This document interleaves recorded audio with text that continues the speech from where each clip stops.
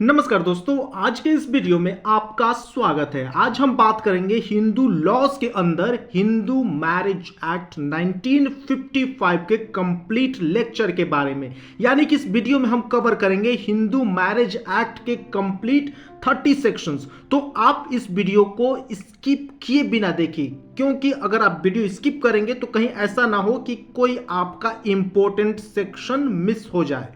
तो चलिए Hindu marriage act 1955 को हम शुरू करते हैं। तो इसमें टोटल 30 सेक्शंस होते हैं और इसको मेनली 6 पार्ट्स में डिवाइड किया जाता है। पहला पार्ट है प्रिलिमिनरी।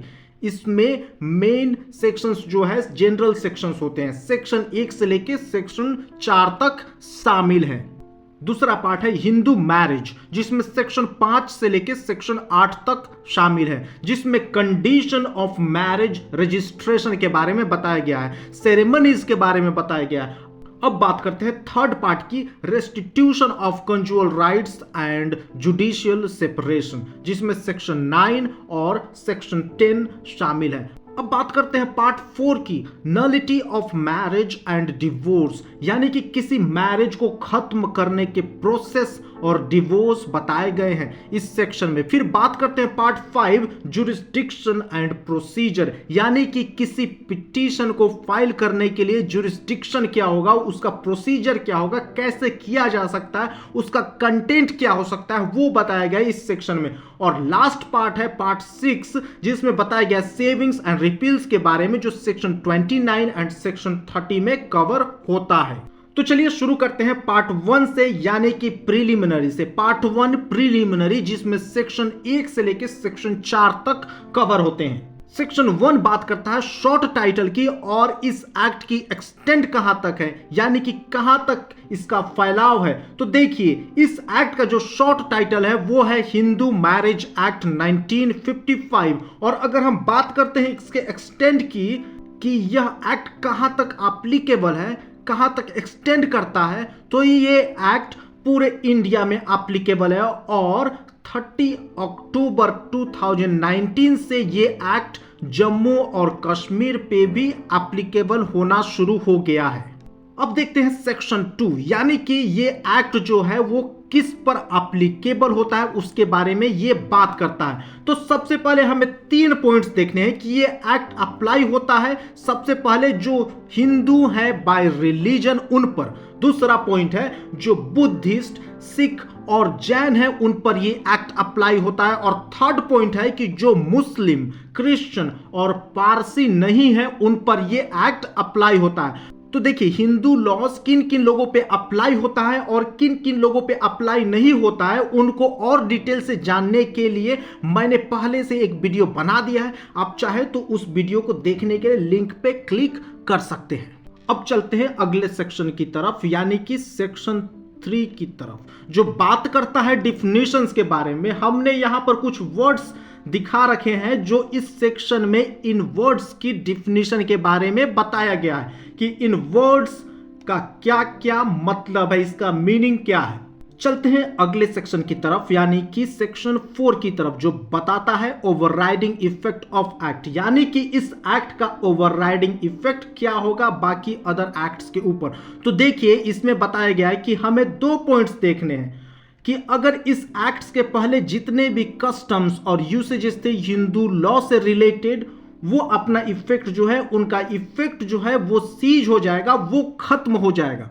और दूसरा पॉइंट में हमें बताया गया है कि उसका अगर कोई इफेक्ट जो है इस लॉ के प्रोविजन को वायोलेट करता है, जितना इफेक्ट उस लॉ का इस लॉ के साथ इनकंसिस्टेंट है, उतना ही वो लॉ सीज हो जाएगा। यानी कि अगर किसी अदर लॉ के कुछ सेक्शन इस लॉ के साथ अनकंसिस्टेंसी रखते हैं, तो उतने ही सेक्शन जो है वो सीज कर दिए जाएंगे, खत्म कर दिए जाएंगे। अब चलते हैं अगले पार्ट की तरफ, यानी कि हिंदू मैरिज की तरफ, जो सेक्शन 5 से लेके सेक्शन 8 के बीच में कवर होते हैं। तो देखिए, ये एक इंपॉर्टेंट सेक्शन है। सेक्शन 5 की अगर हम बात करें तो बताता है conditions for a Hindu marriage, यानी कि हिंदू मैरिज को फोर्स में लाने के लिए या वैलिड करने के लिए कौन कौन सी कंडीशंस जो है वो फुलफिल होनी चाहिए। अगर ये पांचों कंडीशन फुलफिल नहीं होगी तो हिंदू मैरिज जो है वो वैलिड नहीं मानी जाएगी। इसमें 5 कंडीशंस बताई गई है। पहली कंडीशन है दोनों ही पार्टी जो है हस्बैंड एंड वाइफ मोनोगैमी होनी चाहिए, पहले से शादीशुदा नहीं होने चाहिए। अगर वो पहले से शादीशुदा है तो उनका डिवोर्स होना चाहिए, यानी कि शादी के टाइम में वे शादीशुदा नहीं होनी चाहिए। अगर ऐसा होता है तो ये वाली शादी उनकी वैलिड नहीं मानी जाएगी। दूसरा पॉइंट है कॉम्पिटेंट फॉर मैरिज, यानी कि शादी के लिए दोनों ही पार्टीज कॉम्पिटेंट होनी चाहिए। कॉम्पिटेंट को हम कैसे जानते हैं, यानी कि दोनों ही फ्री कंसेंट और वैलिड कंसेंट देने के लिए कॉम्पिटेंट हो। दूसरा, कोई भी पार्टीज इंसेन नहीं होना चाहिए, तो ये थी कॉम्पिटेंसी। थर्ड पॉइंट की हम बात करें तो उनकी एज बताई गई है कि जो हस्बैंड है, जो ब्राइड ग्रूम है, जो दुल्हा है, उसकी एज, जो मेल है उसकी एज 21 होनी चाहिए और जो फीमेल है उसकी एज मिनिमम 18 होनी चाहिए, 18 होनी चाहिए। इससे अगर हम कम उम्र की शादी करते हैं तो वो शादी वैलिड नहीं मानी जाएगी। बात करते हैं फोर्थ पॉइंट की, तो जो शादी वो करने वाले हैं वो शादी प्रोहिबिटेड रिलेशनशिप में नहीं आनी चाहिए। प्रोहिबिटेड रिलेशनशिप का डिफिनेशन सेक्शन 3 में बताया गया है कि अगर इस रिलेशन में शादी की जाती है तो वो शादी प्रोहिबिटेड रिलेशनशिप में आएगी। बात करते हैं फिफ्थ पॉइंट की, जो पार्टीज हैं उनके बीच में सबपिंडा रिलेशनशिप नहीं होना चाहिए। सबपिंडा शब्द को सेक्शन 3 में डिफाइन किया गया है, जिसमें कुछ रिलेशन बताए गए हैं। इन वर्ड्स को आपको समझने के लिए आपको सेक्शन 3 पढ़ना पड़ेगा। अब चलते हैं अगले सेक्शन की तरफ, यानी कि सेक्शन 6 की तरफ, जो बताता है गार्डियनशिप इन मैरिज, यानी कि शादी में गार्डियनशिप किसके हाथ में जाएगी। तो ये सेक्शन जो है रिपील कर दिया गया था चाइल्ड मैरिज रिस्ट्रेंट एक्ट 1978 के थ्रू, यानी कि हमें इसे पढ़ने की जरूरत नहीं है। चलते हैं अगले सेक्शन की तरफ, section 7 ceremonies for a Hindu marriage, यानी कि हिंदू मैरिज को वैलिड करने के लिए क्या क्या सेरेमनीज हैं, कुछ समारोह होते हैं, उसके बारे में बताया गया है इस सेक्शन के अंदर। तो देखिए, इस सेक्शन में बताया गया है कि हिंदू मैरिज को करने के लिए या उसको कहें संपन्न करने के लिए ये सेरेमनीज होनी बहुत जरूरी है। तो पहला पॉइंट है, इसमें बताया गया है कि जो भी कस्टमरीज राइट होते हैं, जो भी संस्कार होते हैं, वो होने जरूरी हैं। दूसरा पॉइंट है सप्तपदी, यानी कि 7 फेरों के बारे में इस पॉइंट के अंदर बात किया गया, यानी कि तब तक हिंदू मैरिज पूरी नहीं मानी जाएगी जब तक दुल्हा और दुल्हन 7 फेरे पवित्र अग्नि के सामने ना ले लेते हैं।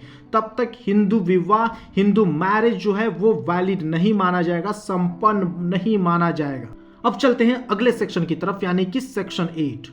Section 8 registration of Hindu marriage, यानी कि हिंदू मैरिज को रजिस्ट्रेशन कराने का क्या क्या प्रोसेस होना चाहिए, क्या क्या प्रोसेस नहीं होना चाहिए, उसकी बात करता है। तो इस सेक्शन में जो मेन पॉइंट्स है बताया गया है कि स्टेट गवर्नमेंट चाहे तो कोई भी रूल बना सकती है हिंदू मैरिज को रजिस्ट्रेशन करने के लिए।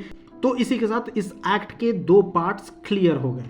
Part 3 restitution of conjugal rights and judicial separation, section 9 and section 10। अगर सेक्शन 9 की बात करें तो सेक्शन 9 बताता है रेस्टिट्यूशन ऑफ कंजुअल राइट्स। तो देखिए, यह एक इंपॉर्टेंट सेक्शन है। ज्यादातर जो मामले कोर्ट में लाए जाते हैं वो सेक्शन 9, 10 एंड सेक्शन 13 से ही लाए जाते हैं।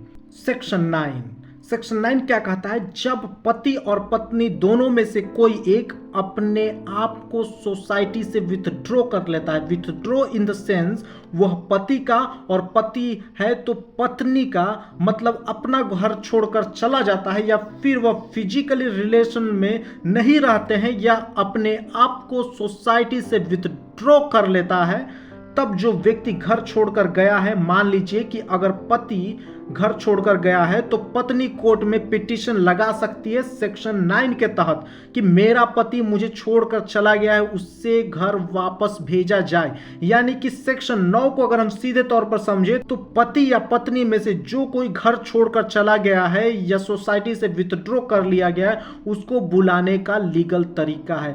आई hope this section is clear to you. Section 10 judicial separation. तो देखिए, जुडिशियल सेपरेशन में बताया गया है कि पति या पत्नी दोनों में से कोई भी व्यक्ति सेक्शन 13 में जो ग्राउंड्स दिए गए हैं डिवोर्स के, उस ग्राउंड्स के आधार पर कोर्ट में पिटीशन फाइल कर सकता है जुडिशियल सेपरेशन का।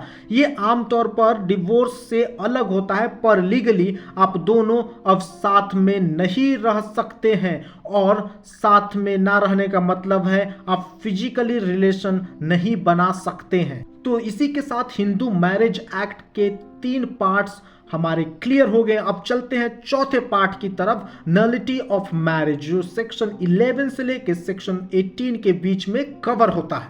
सेक्शन 11 वॉइड मैरिज, यानी कि अगर कोई भी शादी जो सेक्शन 5 में कंडीशन बताई गई है उसमें से section 5 clause 1, clause 4 and clause 5 की कंडीशन को फुलफिल नहीं करता है तो हिंदू मैरिज एक्ट के थ्रू वो शादी वॉइड मानी जाएगी, वो शादी वैलिड नहीं मानी जाएगी। और देखिए, इस सेक्शन में एक बात खास ध्यान देने वाली है कि ये सेक्शन सिर्फ उन शादी पर अप्लाई होगा, उन मैरिजेस पर अप्लाई होगा जो शादी इस एक्ट के बाद में संपन्न हुई है। यानी कि ये एक्ट 1955 में आया है, तो इसके बाद में जो शादी संपन्न हुई है उन शादी पर ये एक्ट अप्लाई होगा, और ये सेक्शन उनसे पहले वाले पर नहीं। सेक्शन 12 वॉइडेबल मैरिज, यानी कि वो शादी जिसमें दोनों पार्टीज हस्बैंड और वाइफ में से कोई भी एक चाहे तो शादी को कंटिन्यू कर सकता है और चाहे तो उसको वॉइड करा सकता है, उन शादी को कहते हैं वॉइडेबल शादी, वॉइडेबल मैरिज। जैसे एक एग्जांपल में देखिए, शादी से पहले जो पत्नी है, जो महिला है जिसकी शादी होने वाली है, अगर वो किसी और से प्रेग्नेंट हो जाती है उस व्यक्ति के अलावा जिससे उसकी शादी होने वाली है, तो जो व्यक्ति है, जो हस्बैंड बनने वाला है, जिसकी शादी होने वाली है, वो चाहे तो इस ग्राउंड पर इस शादी को वॉइड भी कर सकता है, अगर चाहे तो वैलिड भी कर सकता है। ऐसा शादी को हम बोलेंगे वॉइडेबल मैरिज। सेक्शन 13 डिवोर्स, इस सेक्शन में कुछ ग्राउंड्स दे रखे हैं, जिन ग्राउंड्स के आधार पर, जैसे कि हमें सेक्शन 10 में पढ़ा, आप जुडिशियल सेपरेशन ले सकते हैं, और साथ ही साथ इन ग्राउंड्स के आधार पर कोई भी एक पर्सन, हस्बैंड या वाइफ जो है वो डिवोर्स ले सकता है। तो देखिए, सेक्शन 13 जो है हिंदू मैरिज एक्ट में सबसे ज्यादा उपयोग किया जाने वाला सेक्शन है। सेक्शन 9 एंड 10 और 13 बहुत ही ज्यादा यूज होते हैं ये सेक्शन हिंदू मैरिज एक्ट में। अगर मैट्रिमोनियल केसेस की बात करें तो सबसे ज्यादा यूज होने वाला सेक्शन 13, 13B, 9 एंड 10 है। Section 13A alternate relief in divorce proceeding, यानी कि डिवोर्स की जितनी भी प्रोसीडिंग होगी, कोर्ट चाहे तो उन प्रोसीडिंग्स को अल्टरनेट रिलीफ जो है उसका ऑर्डर भी पास कर सकती है। सेक्शन 13B जो म्यूचुअल डिवोर्स की बात करता है, इसमें जब दोनों ही पार्टीज, हस्बैंड एंड वाइफ, पति और पत्नी दोनों ही राजी हैं तलाक लेने के लिए, तो उन दोनों की कंसेंट से, दोनों की म्यूचुअल कंसेंट से जो है डिवोर्स होता है, तो उसको कहते हैं section 13B mutual divorce. Section 14 बात करता है no petition for divorce to be presented within 1 year of marriage, यानी कि इसमें बताया गया है कि कोई भी पिटिशन जो डिवोर्स की है वो शादी के 1 साल के अंदर नहीं डाली जानी चाहिए। अगर ऐसा होता है तो वो पिटीशन जो है वो डिस्पोज कर दिया जाएगा ऑनरेबल कोर्ट के द्वारा, या फिर कोई एक्सेप्शनल केस होता है जिसमें कोई परमिशन लेकर आता है हाई कोर्ट का, तो उन केसेस में जो पिटीशन जो है वो 1 साल के अंदर कोर्ट में डाली जा सकती है। अदरवाइज अगर कोई पिटीशन 1 साल के अंदर डिवोर्स पिटीशन नहीं डाल सकता है। सेक्शन 15 डिवोर्स पर्सन व्हेन में मैरी अगेन, यानी डिवोर्स व्यक्ति जो है वो पुरुष हो या महिला हो, यानी कि पति हो या पत्नी हो, शादी दोबारा कब कर सकते हैं। तो इसमें बताया गया है कि जब उनका डिवोर्स कंप्लीट हो जाएगा, यानी कि डिवोर्स का ऑर्डर आ जाएगा और उस ऑर्डर के खिलाफ कोई भी, दोनों में से कोई भी पार्टी अपील नहीं करेगी, और अगर अपील करती है तो उस अपील का जो ऑर्डर आ जाएगा उस ऑर्डर के बाद में वो दोबारा शादी कर सकते हैं। यानी कि जिस भी किसी का डिवोर्स की पिटीशन लगाई गई है, अगर उस पिटीशन के ऑर्डर आ गया है और दोनों में से कोई भी व्यक्ति अपील में नहीं जाता है तो वो ऑर्डर फाइनल ऑर्डर होगा और उस ऑर्डर के बाद आप दोबारा से शादी कर सकते हैं। अदरवाइज अगर दोनों में से कोई भी एक अपील में चला जाता है तो अपील का जो ऑर्डर आएगा वो ऑर्डर फाइनल ऑर्डर माना जाएगा और उस ऑर्डर के बाद में जो ऑर्डर आएगा उसके बाद दोबारा से शादी कर सकते हैं। सेक्शन 17 यानी कि पनिशमेंट फॉर बाइगामी। तो देखिए, अगर कोई भी व्यक्ति, पति और पत्नी, कोई भी एक व्यक्ति इस एक्ट के कमेंस होने के बाद, यानी कि इस एक्ट के फोर्स में आने के बाद बाइगामी करता है या दूसरी शादी करता है, तो इसमें बताया गया है कि उसकी punishment Bharatiya Nyaya Sanhita section 82 clause 1 and section 82 clause 2 के प्रोविजन के हिसाब से दी जाएगी और वो व्यक्ति बीएनएस के सेक्शन 82 के हिसाब से पनिशेबल होगा। Section 18 punishment for contravention of certain other conditions for Hindu marriage. तो देखिए, सेक्शन 18 में बताया गया है कि अगर कोई भी व्यक्ति, अगर कोई अदर कंडीशन रखी गई है हिंदू मैरिज में और उन मैरिज को वायलेशन करता है, उसको कॉन्ट्रावेंशन करता है, तो वो पनिशेबल होगा। तो अब बात करते हैं हिंदू मैरिज एक्ट का 5वां पार्ट यानी कि 5th पार्ट, यानी कि जुरिस्डिक्शन एंड प्रोसीजर, जो कवर होता है सेक्शन 19 से लेके सेक्शन 28 तक। Section 19 court to which petition shall be presented, यानी कि किस कोर्ट में पिटीशन जो है वो प्रेजेंट की जानी चाहिए। तो देखिए, जहां शादी हुई है, जहां पे शादी संपन्न हुआ है, जहां से पिटिशनर बिलोंग करता है, जहां से रिस्पोंडेंट बिलोंग करता हो, या फिर दोनों पार्टीज हस्बैंड और वाइफ लास्ट में साथ में रह रहे हो, इन जगहों में से कोई भी एक जगह पर पिटिशंस है, चाहे सेक्शन 9 की हो, सेक्शन 10 की हो, सेक्शन 11 की हो, 12, 13, किसी भी सेक्शन की हो हिंदू मैरिज एक्ट की, वो फाइल की जा सकती है। Section 20 contents and verifications of petitions, यानी कि पिटीशन में कंटेंट क्या क्या होगा। तो इस सेक्शन में बताया गया है कि पिटीशन में जो कंटेंट होगा वो ट्रू होगा, फैक्ट बेस्ड होगा और परमिटेबल होना चाहिए कोर्ट के द्वारा। Section 21 application of act of 1908, यानी कि इस एक्ट के जो सब्जेक्ट हैं वो रेगुलेट किए जाएंगे सीपीसी से, यानी कि कोड ऑफ सिविल प्रोसीजर के प्रोविजंस के हिसाब से। Section 21A power to transfer petition in certain cases, यानी कि किसी भी केसेस में जो पिटीशन है उसको ट्रांसफर करने की पावर्स भी कोर्ट के पास है। Section 21B special provision relating to trial and disposal of petition under the act. तो इस एक्ट में बताया गया है कि जस्टिस के लिए, न्याय के लिए जहां तक एप्लीकेबल होगा, प्रैक्टिसेबल होगा, कोई भी पिटीशन वो ट्रायल की जाएगी, वो कंक्लूड की जा सकती है। Section 21C documentary evidence. तो इस सेक्शन में साफ साफ लिखा गया है कि कोई भी डॉक्यूमेंट्री एविडेंस सिर्फ इस आधार पर नहीं रोक लगाई जा सकती है कि उसमें प्रॉपर स्टाम्प और रजिस्टर्ड नहीं हुआ है। Section 22 proceedings to be in camera may not be printed और पब्लिश्ड। तो इस सेक्शन में बताया गया है कि जितनी भी प्रोसीडिंग्स होगी इस एक्ट के अंदर वो अंडर द कैमरा होगी, पर ना तो वो प्रोसीडिंग्स प्रिंट की जा सकती है और ना पब्लिश की जा सकती है। अगर कोई व्यक्ति ऐसा काम करता है तो वो पनिशेबल ऑफेंस होगा और उसके खिलाफ कार्रवाई की जा सकती है। Section 23 decree and proceedings. तो सेक्शन 23 कहता है कि जितने भी प्रोसीडिंग्स, जितने भी ट्रायल कोर्ट के सामने है, जितने भी पिटीशंस लगाई गई है, कोर्ट का काम है उस प्रोसीडिंग्स में अपना decree they. Section 23A relief for respondent in divorce and other proceedings. तो देखिए, अगर किसी भी पिटीशन में पिटीशनर जो है किसी रिस्पोंडेंट पर क्रूअल्टी या फिर अडल्ट्री का ग्राउंड लगाता है, तो इसमें बताया गया है कि वो रिस्पोंडेंट अपने आप को डिफेंड करने के साथ साथ वो काउंटर क्लेम भी कर सकता है और चाहे तो इसके साथ साथ अपने लिए रिलीफ भी मांग कर सकता है। Section 24 maintenance pendente lite and expenses of proceedings, यानी कि अगर कोई भी व्यक्ति चाहे हस्बैंड हो चाहे वाइफ हो पिटीशन फाइल करते हैं और वो पिटिशनर है और उनकी इनकम्स नहीं है पिटिशनल फाइल करने की, या कहें तो उनके पास प्रॉपर इनकम नहीं है इस केस से रिलेटेड एक्सपेंसेस को उठाने के लिए, तो वो पिटीशन में अपील भी कर सकते हैं, ऑर्डर करवा सकते हैं कि रिस्पोंडेंट जो है वो पे करेगा पिटिशनर की वो सारी एक्सपेंसेस। ये बताया गया है इस सेक्शन में।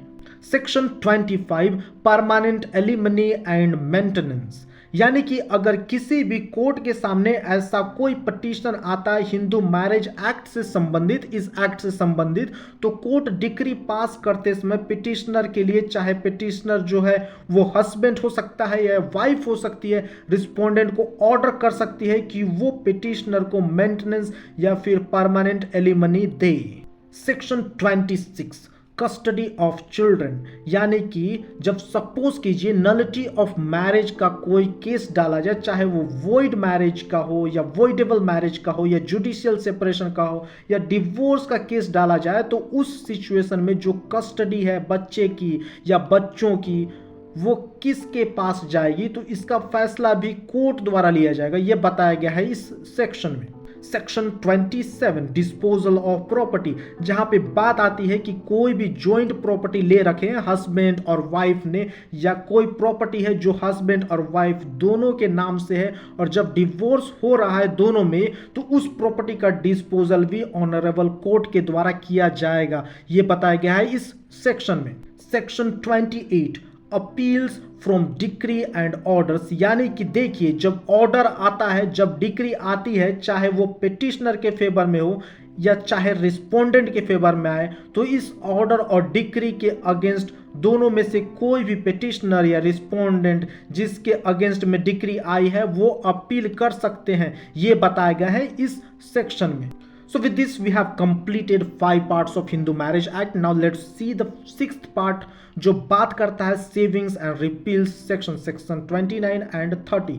तो हिंदू मैरिज को बचाने के लिए, यानी कि सिर्फ कुछ आधार पर मैरिज नल एंड वॉइड ना कर दिया जाए, उसको बचाने के लिए कुछ प्रोविजंस दिए गए हैं सेक्शन 29 में, and section 30 is already has been repealed. So we don't have to study section 30 because that does not mean anything for this subject.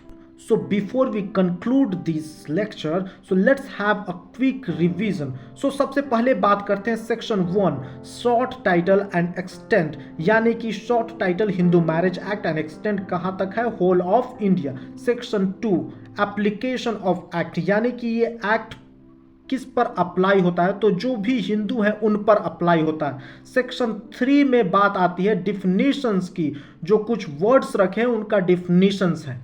इसके बाद बात करते हैं section 5 conditions for a marriage, जिसमें 5 कंडीशंस की बात करें, उसमें बताया गया है कि एज जो है 21 होने चाहिए लड़के की, वहीं लड़की की एज 18 होनी चाहिए, पति और पत्नी दोनों में से कोई भी पहले से शादीशुदा नहीं होनी चाहिए, कॉम्पिटेंट होनी चाहिए, प्रोहिबिशन रिलेशनशिप में नहीं होना चाहिए और सब पिंडा नहीं होना चाहिए। इसके बाद बात करते हैं सेक्शन 9 की रेस्टिट्यूशन ऑफ कंजुअल राइट्स, यानी कि अगर कोई भी अपने आप को सोसाइटी से विथड्रॉ कर लेता है तो उसको लीगली वापस बुलवाने के लिए सेक्शन 9 का इस्तेमाल किया जा सकता है। जुडिशियल सेपरेशन यानी कि कोर्ट की मदद से आप अपने आप को अलग कर सकते हैं। ये डिवोर्स नहीं है, खास ध्यान रखने वाली बात है कि सेक्शन 10 जो है डिवोर्स नहीं है, वो डिवोर्स से बिल्कुल ही अलग है। इसमें आप भले ही एक दूसरे से अलग हो जाए पर फिर भी आप हस्बैंड एंड वाइफ ही रहेंगे।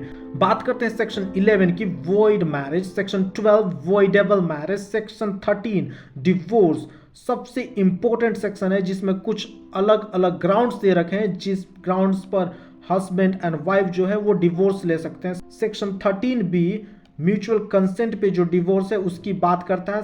Section 24 maintenance patent light and expenses of proceeding, यानी कि प्रोसीडिंग्स में जो एक्सपेंसेस है वो भी पिटिशनर जो चाहे रिस्पोंडेंट से ले सकता है। तो ये थे कुछ important sections of Hindu marriage act के।